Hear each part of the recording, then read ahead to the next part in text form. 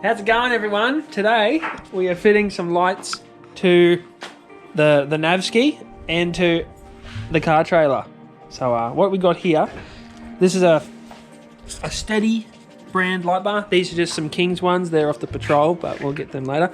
The Steady light bar, and it came with all this for the MP300 Navara.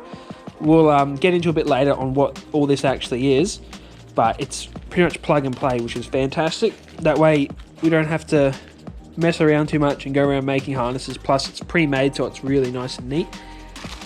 You've got, this is the factory plug-into harness, so it's a Navara one, obviously. You want to do this sort of stuff properly, especially when it's a newer car. If you're not going to do it properly, you can have all sorts of issues. Jayden was just telling me that if you do some stuff wrong on them, you can fry the computer or something. The light module. Yeah, the light module, because they're all really sensitive. Where like the older 4Bs, you can just, on my Patrol one, I just ran the power straight for the trigger wire straight off the headlights themselves. So it's got to be really sensitive with the new stuff, because it's all very much so computer controlled. But we'll get into doing this, and then we'll put these onto the trailer too, and I'll show you the wiring diagram of how this is, if you guys are interested in that. Okay, so as on all wiring things, you've got a negative, positive, and a fuse. Make sure you chucking fuses into stuff before you just start wiring stuff together, because if you have a short, you'll melt your entire wiring. Worst case scenario, your whole car. We've also got your headlight input. So that's where this plug, wherever it was, this plug here will plug into, so that you can get that fat feed off your high beams.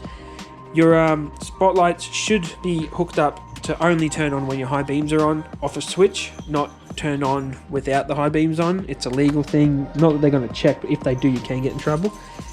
Then you've got another plug, which goes to, I'm just looking at what all this is. This is the output to your lights.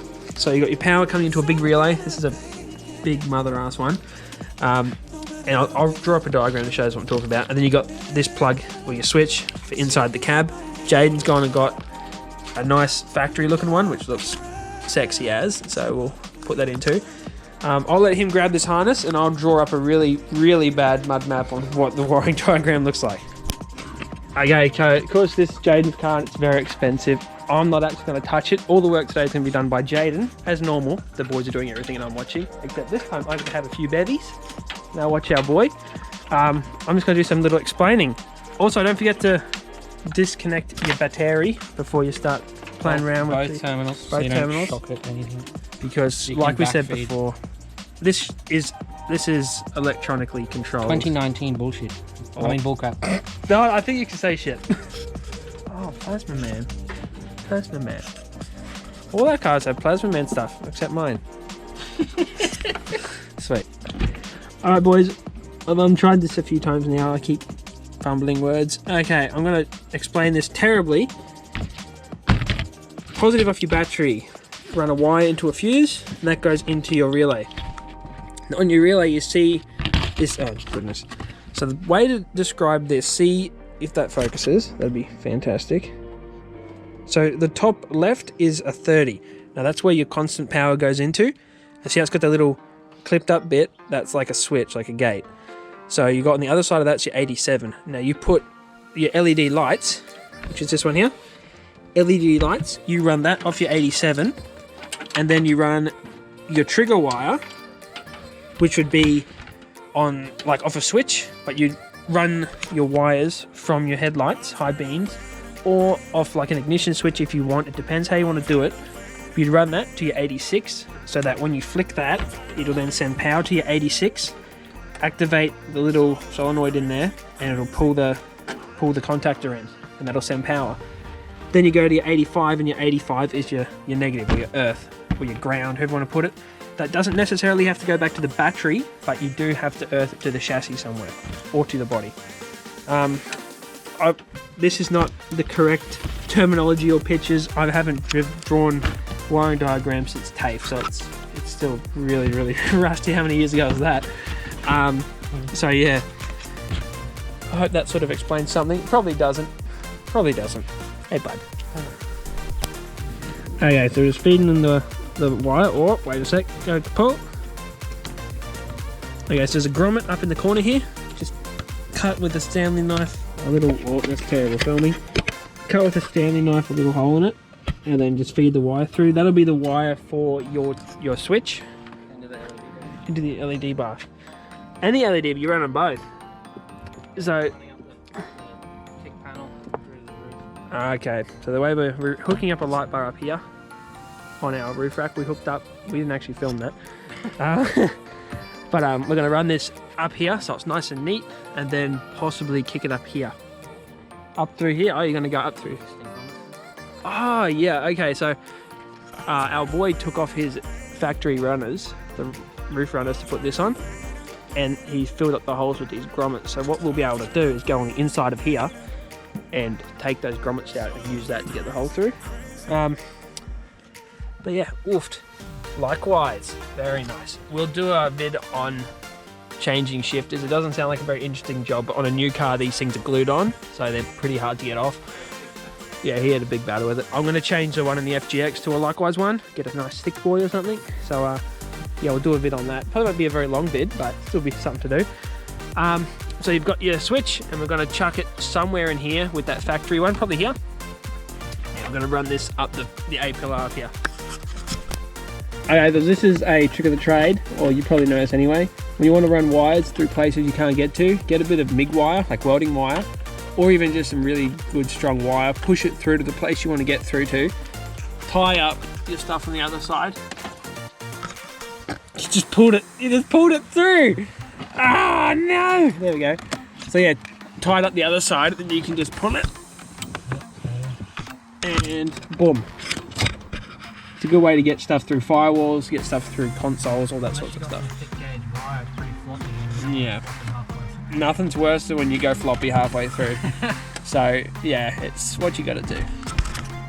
If you nav boys know what these little pumps in here are for, we're not 100% sure. We reckon they might be coolant pumps or something, because they seem like that, but we're not 100% sure on them. So drop a comment below what they are, so we know.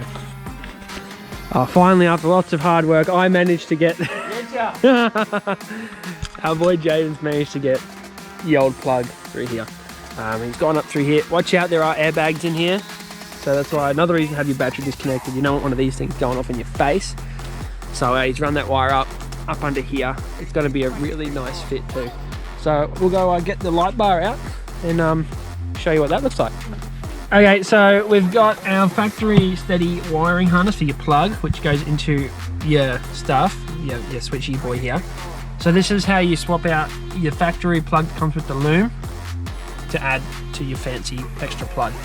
You gotta change the plug. Yeah, you gotta change the plug. So we've got your stuff here, your number 1, 2, 3, 4, and then you got your steady gauges. The corresponding wires. This is the part that's crucial. If you don't do this right, this is the bit that will blow up your illumination settings or something. It could possibly just be people aren't wiring this red one into the right spot, because this is pretty self-explanatory. So if someone's not using this red wire in the right spot, that could possibly be doing what the issue is. Depends if they've disconnected the battery as well. Yeah, and there's also the battery stuff. So we'll quickly do this. All right. So that's basically what you want to do. If you don't want to follow that, that's what you just need to copy. White to yellow, blue to green, black to black. And then your last wire here, this is the one that blows up people's stuff, because they're not reading diagrams and they're just plugging into shit. It says here, connect to the circuit, which is on when your dash lights are on. That's your dash light illumination. That's your dash light illumination. So this is what people hook up to like a power wire, and it fries shit because they don't read instructions. So alright, so it's all been wired up, plugged in. That is the steady gauge. Look at that. The steady gauge. The steady button. Wow, it's been a long day. A few too many whiskeys. So yeah, look at that. Factory. And is this a specific one just for the Navaros? You can get ones for different... Oh, okay. But you can get them for any other model of car, obviously, so... Steady's got Land Cruisers, Prados, Navaros, Patrols. Okay. And it's all factory finish. Is that the sort of thing you want, factory finish? If not, you can drill a hole into it and put that ugly one in, but who wants to do that when you can have a factory finish option? And That's where the rest of the switches will go. there you can have your other switches like your front, because this car has a rear locker. You can get front locker, air compressor, anything in here. But we'll I'm gonna put left, right, and rear. left, front, and rear, the lights and stuff like that. Because the locker switches up the front there, see this thing? Ah, yeah. And then you can always move lights, these switches around. That's what I did in my Patrol. I moved like sub-tank buttons around. Anyway, so yeah, we haven't hooked up illumination yet because that's going to be a bit of a pain. So we just want to get everything working, and then we'll go back to the illumination settings because that's the real complicated bit. But the way this finishes is really nice. So we'll get that light bar out. Okay, so this is where our other harness that Jaydon's gotten, this wee harness here, plugs into on the back of your lights. So, oh, he's got the light right there. This is not going to look very good. When you have it on your own car, you'll know. So you've got your splicing wire. One plugs into one end, the other bit plugs into the other end. Let's extend this so we can get down in there. Oh, yeah. So that's where it plugs into on the back of your headlights. This is on the battery side, obviously, because that's the side you're running your wiring on. And then it plugs into the existing loom so that you have your high beam wire here. Now if we take that and plug that up onto this bit, get it in, and insert. That's it. High beam input's there. High beam input is there, but we should have we'll run it through there. We'll get that in there nicely. We're just demonstrating. Just demonstrating. There we go. So this is our big old light bar. What lumens is it?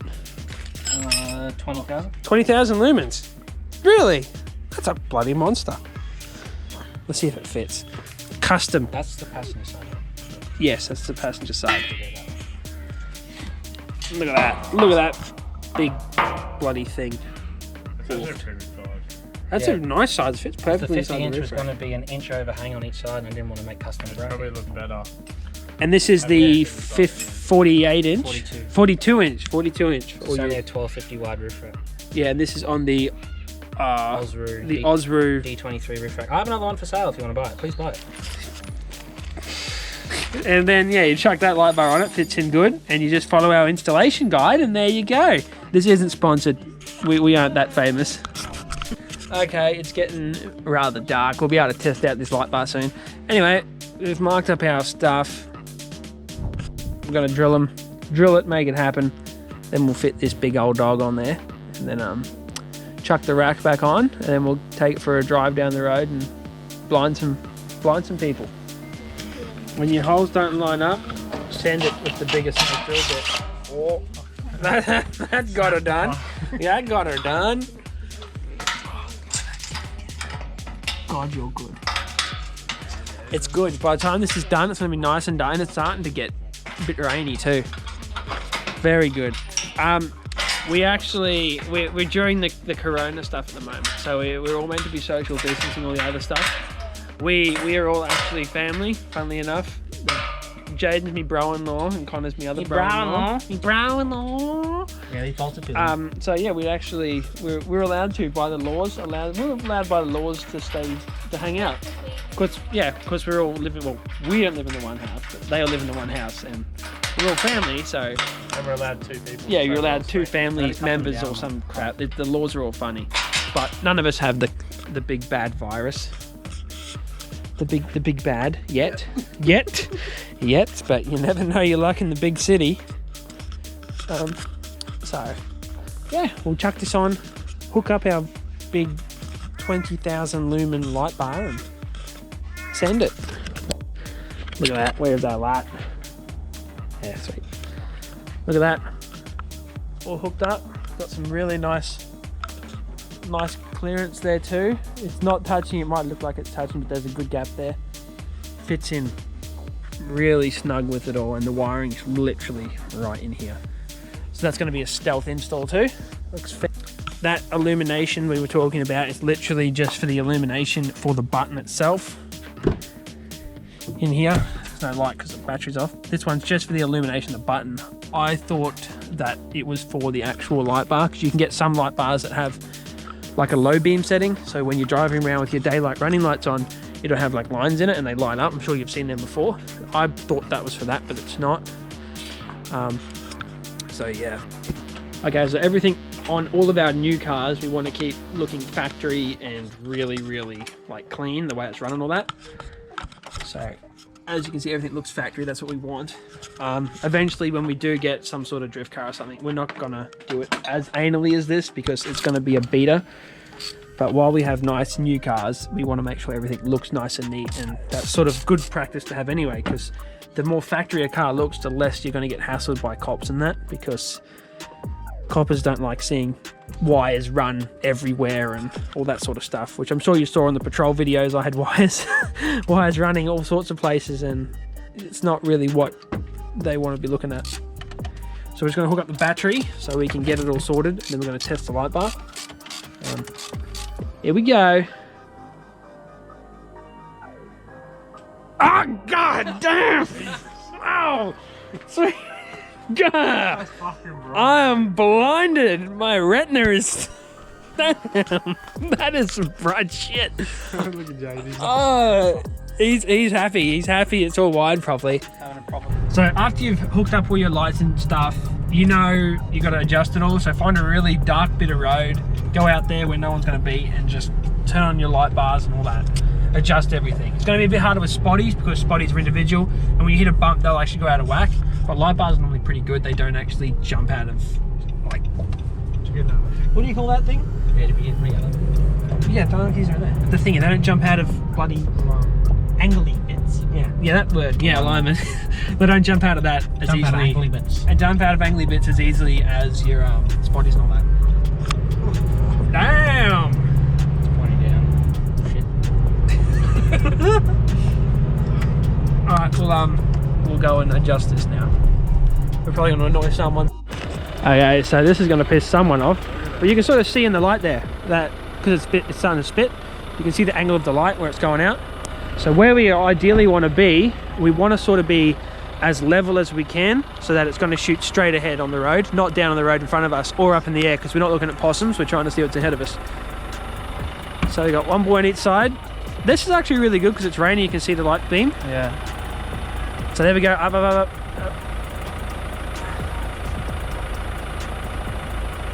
Yeah, I'd say that was pretty good. Well, you keep going down, or it's just something's holding it. There? There? I'll say a little bit higher, like a wee bit higher, like a bee's dick. Yeah, that's all right. Right there, that's what we need. That's awesome. That's a hell of a light bar. I wonder who did those skids over there. Who did them skids? Well, that's all for today. Fitted up the steady light bar. You've seen all that. It's fantastic. Hope you've enjoyed that video. If not, that's a shame. Trying every day to make interesting content for you. Leave feedback below.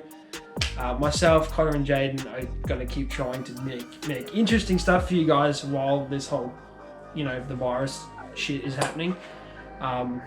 Yeah, that's why I didn't post the last week and all that other stuff. We're going to try to do interesting content and try and keep it going, but while everything's the way it is, we don't know how much longer we're going to be actually able to go over to each other's places and do stuff and work on cars. And I don't have stuff in my house to do stuff on my FGX at the moment, which is a shame. Plus, a lot of shops I've been calling up to get parts, they can't get parts because the Port of Brisbane's on lockdown. So yeah, hopefully we can still continue to make videos while this is all happening.